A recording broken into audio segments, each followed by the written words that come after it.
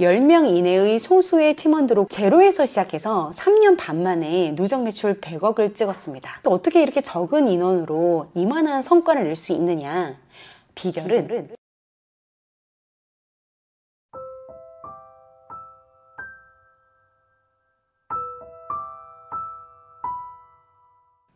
안녕하세요. 오늘 영상 칼럼의 주제는 바로 채용이 전부다입니다. 많은 분들이 저에게 궁금해하시는 것 중에 하나가 바로 사람을 도대체 어떻게 뽑느냐입니다. 어떻게 이렇게 사무실 분위기가 늘 화기애애하고 웃으면서 일하고 그만두는 사람이 없고 무엇보다도 대부분의 구성원이 사장의 마인드로 일을 할 수 있는지 이 부분을 궁금해하시는 걸 넘어서 때로는 신기해하시기까지 하더라고요. 어떤 분은 저희 회사 특정 팀원이 저와 가족이나 친척 관계겠지라고 특수관계라고 생각하시는 분도 있던데 지금 말씀드리지만 저희 구성원 중에 저와 특수관계는 전혀 없고요. 사람인에서 처음 만났습니다. 처음에는 이런 질문을 받을 때 그렇게 특별할 건 없는데 라고 했다가요. 곰곰이 생각을 해보니 저만의 채용 노하우가 있는 것 같아서 그 중에 몇 가지를 오늘 공유해 보려고 합니다. 자, 채용 노하우 첫 번째, 바로 각도입니다.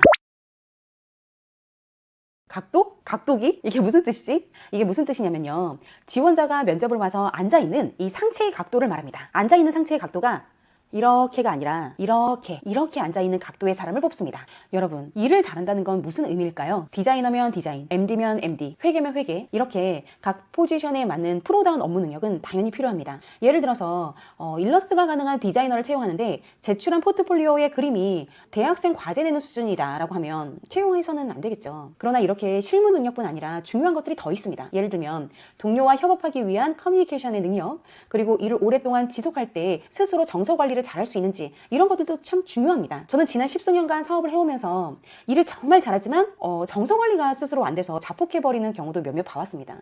개인의 사적인 감정을 일터로 끌고 와서 전체의 분위기를 흐린다면 일을 아무리 잘하고 강의 능력이 뛰어나다고 해도 오랫동안 함께 하기에는 정말 어렵습니다. 그럼 일도 잘하고 협업도 잘하고 열정도 있고 스스로 정서 관리도 잘 되는 이런 사람을 어떻게 30분 이내라는 짧은 면접 시간에 알아차릴 수 있을까요? 바로 각도입니다. 질문자이자 대표인 제가 이런저런 질문을 할 때 이렇게가 아니라 상체를 약간 앞으로 기울어진 상태에서 끄덕끄덕하며 당신의 말을 난 잘 경청하고 있어 라는 느낌을 주는 그런 지원자는요, 나중에 함께 일을 하게 되었을 때 일도 잘하고 동료와의 관계도 좋은 경우가 많았습니다. 약간의 미소를 띠고 있는 상태라면 더 좋겠죠. 반면에 업무 속도도 느리고 자주 무기력해지고 심드렁한 태도를 보이는 그런 분들은요, 면접 때 어느 정도 알아볼 수가 있습니다. 이런 분들은 걸음걸이가 느리고요, 눈동자 주변이 촉촉하지 않고 건조합니다. 또한 본인의 인생에서 중요한 순간 중에 하나인 면접 시간에서도 상체의 기울기가 힘이 빠져서 약간 각도가 뒤로 이렇게 되는 경우가 많습니다. 이 각도 이론이 맞는지 아닌지 한번 시험해보고 싶은 원장님 대표님이 계시다면 이번 주에 회의를 한번 소집을 해보세요. 이미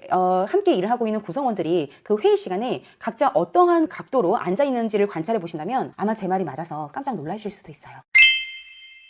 자, 두 번째 채용 노하우입니다. 저는 지원자가 입고 온 옷의 구김 정도, 머리카락, 그리고 들고 온 가방을 봅니다.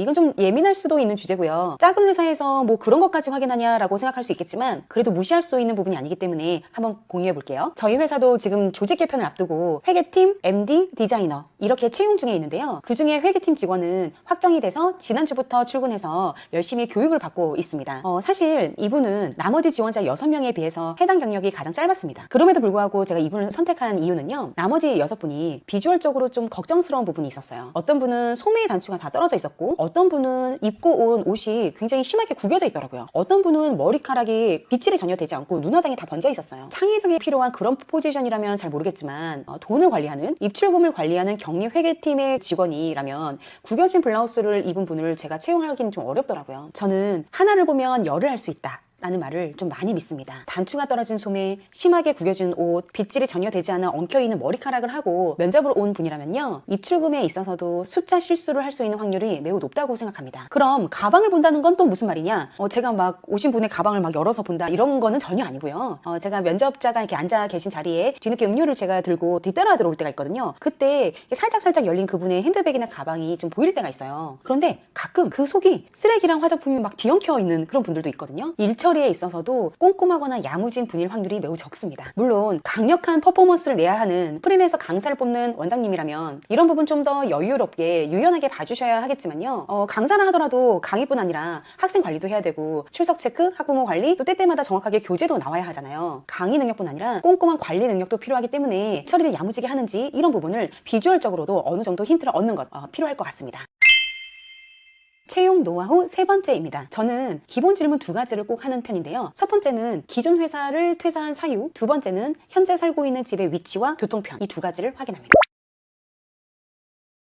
이건 다른 대표님들도 채용을 할 때 꼭 묻는 질문이겠죠. 기존 회사를 그만둔 이유를 묻습니다. 그러면 이 대목에서 마치 기다렸다는 듯이 기존 회사 또는 기존의 그 대표를 흉을 보는 분들이 계세요. 그러면 저는 그 이야기를 들으면서 끄덕끄덕 하면서 굉장히 힘드셨겠다라고 말씀은 드리지만 속으로는 이분이 어디 가서 나중에 내용도 이렇게 보시겠지? 이런 생각이 듭니다. 반면에 충분히 공감이 되는 사유, 예를 들면 기존 회사가 사옥 이전으로 인해서 뭐 거리가 너무 멀어졌다거나 아니면 인수합병 등으로 인해서 포지션이 많이 달라졌다거나 기존 회사의 재정이 어려워져서 3개월 이상 급여를 받지 못해서 생계 유지를 위해서 어쩔 수 없이 이직을 생각했다거나 이런 것들은 제가 들어도 충분히 공감이 되고 이해가 되는 그런 사유입니다. 만약에 이 영상을 대표님이나 사장님이 아닌 이직을 생각하는 어떤 팀원들이 구성원들이 이 영상을 보고 계시다면요. 면접을 보실 때 이런 기존 회사 퇴사 사유를 이렇게 질문을 받으신다면 기존 회사 기존 원장님이 아무리 밉더라도 너무 많이 흉은 보지 마시고 충분히 납득이 될 만한 그러한 사유를 말씀을 하는 게 좋을 것 같아요. 때로는 진실을 말하는 게 정답이 아닐 수 있거든요.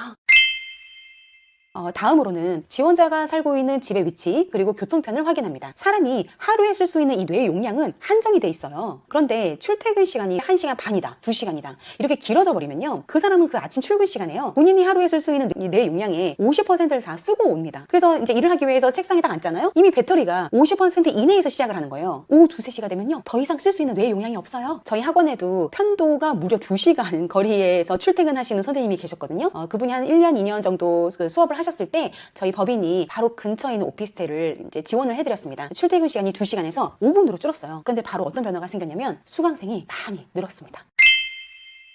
채용 노하우 네 번째입니다. 면접이 다 끝나고 나서 지원자에게 우리 회사에 가장 궁금한 게 뭐냐라는 그런 질문을 하거든요.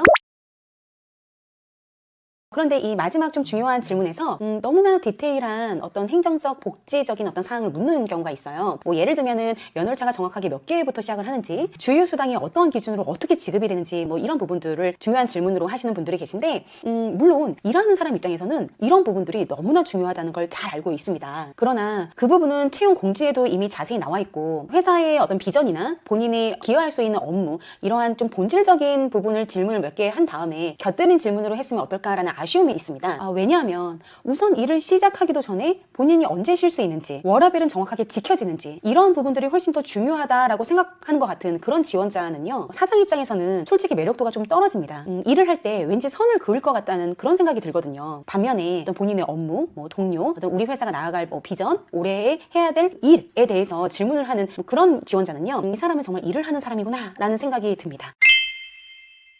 제가 운영을 하고 있는 이 온라인 회사는요 10명 이내의 소수의 팀원들로 구성되어 있고요 제로에서 시작해서 3년 반 만에 누적 매출 100억을 찍었습니다. 지금 몇몇 분들은요 육아휴직 중이라서 실제로 지금은 7명에서 플레이를 하고 있거든요. 그런데 어떻게 이렇게 적은 인원으로 이만한 성과를 낼 수 있느냐? 비결은 채용에 있습니다. 저는 저의 에너지의 한 90%를 채용에 쓰거든요. 지금 일을 하고 있는 우리 구성원들은 그러한 채용의 기준에 통과를 한 분들이고요. 그래서 한 명이 3, 4명 이상의 몫을 해주고 있습니다.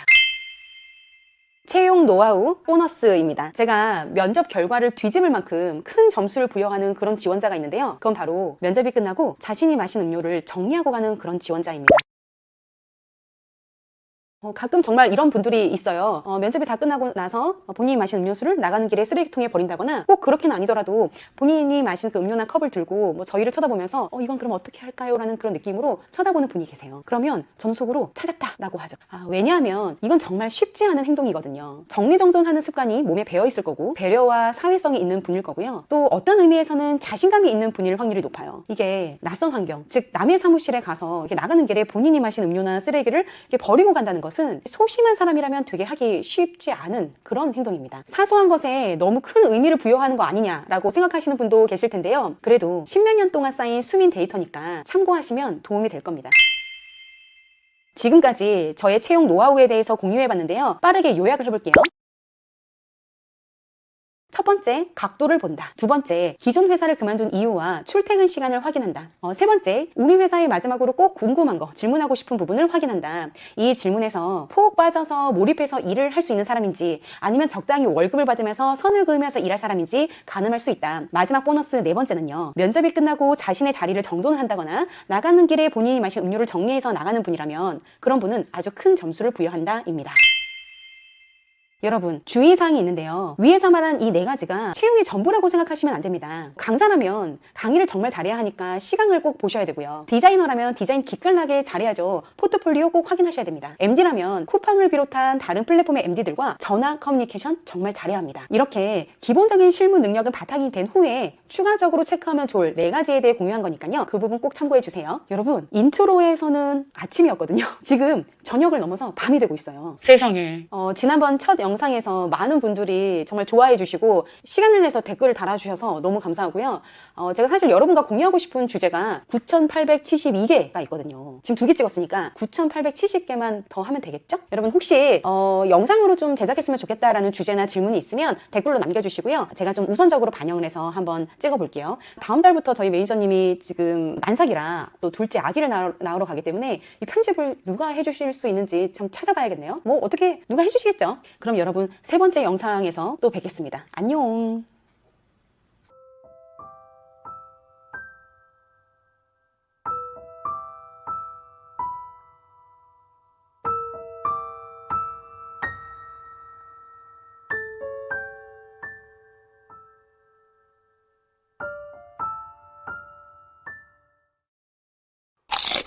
아, 그거 사는 거야? 네. 전원 다? 네. 대표님도 넣을까요? 아니, 저는 왜? 아니에요. 한다. 네. 오, 키우키. 돌아라. 정지를 눌러? 정지. 미안. 너무 떨린다. 뭐야? 누구냐? 누구. 저렇게. 수진. 이거 먹은 거 아니야? 어떻게? 정말?